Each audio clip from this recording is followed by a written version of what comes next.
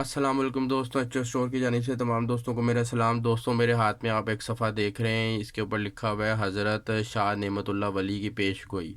بہت سال پہلے میں نے کیا کیا کہ نوائے وقت جب میں پڑھ رہا تھا تو مجھے یہ پیش گوئی کا جو کالم ہے یہ نظر آیا، میں نے اس کو سیو کر کے رکھ لیا۔ آج 2023 میں جب میں نے اپنی ڈائری اوپن کی تو یہ مجھے مل گیا، صحیح حالت میں تھا بالکل۔ میں نے کہا کہ اب اس کو پڑھتے ہیں، کیونکہ دیکھیں اس میں لکھا ہوا ہے 2008 کے واقعے کو کوٹ کیا گیا ہوا ہے۔ تو اس حساب سے یہ 2008 سے بھی پہلے میں نے کبھی سیو کر کے رکھا ہوا تھا، مجھے ایگزیکٹ ڈیٹ اب اس کی یاد نہیں، نہ اس کے اوپر لکھی ہوئی ہے۔ تو بہترین خزانہ ہے، چلیں اس کو پڑھتے ہیں اور اس میں دیکھتے ہیں کہ کیا اب کے دور میں کوئی اس میں سے پیش گوئی سٹارٹ ہو رہی ہے۔ ویسے بھی یہ بہت بہترین باتیں لکھی ہوئی ہیں، تو چلیں اس کو سٹارٹ کرتے ہیں۔ میں اس کے مختلف ایپیسوڈز بناؤں گا، تو آپ جو ہے وہ ساری سنیے اور انجوائے کیجیے۔ بسم اللہ الرحمن الرحیم۔ محمد شبیر راجہ صاحب ہیں، انہوں نے یہ جو ہے کالم لکھا تھا نوائے وقت میں کسی سال میں 2008 سے پہلے۔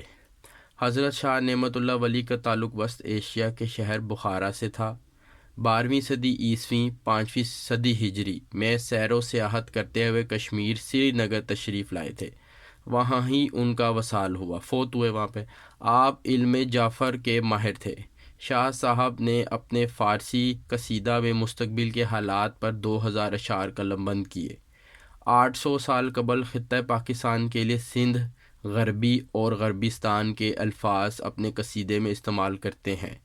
جغرافیائی لحاظ سے دریائے سندھ کا بالائی میدان پنجاب ہے، جبکہ زیریں میدان صوبہ سندھ پر مشتمل ہے۔ دریائے سندھ کے مغرب میں سرحد اور بلوچستان کے علاقے واقع ہیں، لہٰذا اس زمانے 548 ہجری میں سندھ غربی غربستان کے الفاظ خطہ پاکستان کے لیے استعمال کیے گئے ہیں۔ شاہ صاحب اپنے قصیدہ میں ہندوستان کے لیے ہند کا لفظ استعمال کیا ہے۔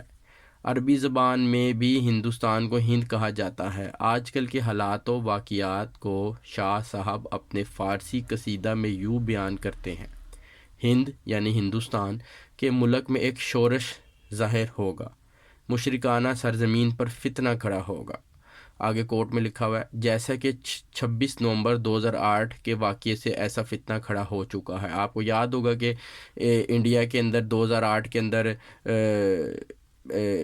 ہمیں تو یہی لگتا ہے کہ وہ ڈرامہ تھا، لیکن چلیں کچھ لوگوں نے جو ہے ان کا ہوٹل تھا کوئی وی آئی پی ہوٹل، وہاں پر یہودیوں کی کمیونٹی پر بیک وقت حملہ کر دیا تھا، تو بڑا ہی واویلا انہوں نے مچایا تھا۔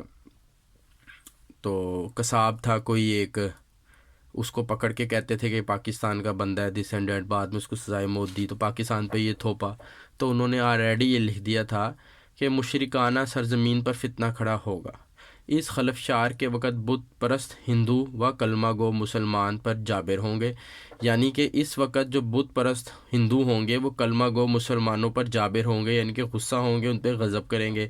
ہندوؤں کے قہر و غضب کی وجہ سے مسلمان صبر کرنے والے ہوں گے۔ ایسا ہی کیا کہ ہمیں پتہ تھا کہ یہ ہم پہ الزام لگا رہے، لیکن ہم نے جو ہے وہ خاموشی اختیار کی اور کچھ بھی نہیں کیا۔ غربی خطہ پاکستان کی مشرقی سرحد کا پر حلیہ کاروں کے فریب سے ہندوستان حملہ ہوگا۔ غربی خطہ پاکستان والے کنارے کے سنگ دلانہ فعل پر سرگریہ جاری کریں گے۔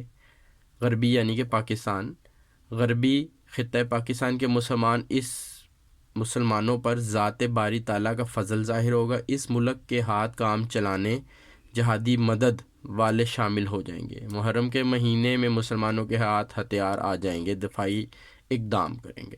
تو بیسیکلی انہوں نے اسی واقعے کے کوٹ کیا گیا ہے۔ 548 ہجری میں ہی شاہ ولی اللہ نے بتا دیا تھا کہ انڈیا پہ حملہ ہوگا، ہند پہ، اور وہ پھر مسلمانوں پر غضب کریں گے، غصہ کریں گے۔ مسلمان جو ہیں وہ غربی یعنی کہ غربستان پاکستان والے صبر کریں گے، اللہ کی مدد ہوگی، جہادی ان کے ساتھ شامل ہوں گے اور ان کے پاس محرم کے مہینے میں ہتھیار آ جائیں گے۔ غربی خطہ پاکستان کے لیے شمالی مشرقی یعنی کہ چین سے دشمن پر فتح حاصل کرنے کے لیے غائبانہ امداد آئے گی۔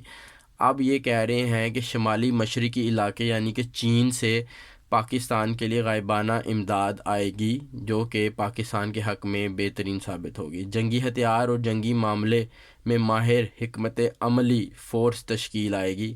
مسلمان کو بے حد اور بے حساب فائدہ پہنچے گا۔ ترکی والے، عرب والے، سعودی عرب سمیت خلیجی ریاستیں، ایران والے فوجی امداد کے لیے جذبے سے دیوانہ وار غربی آئیں گے۔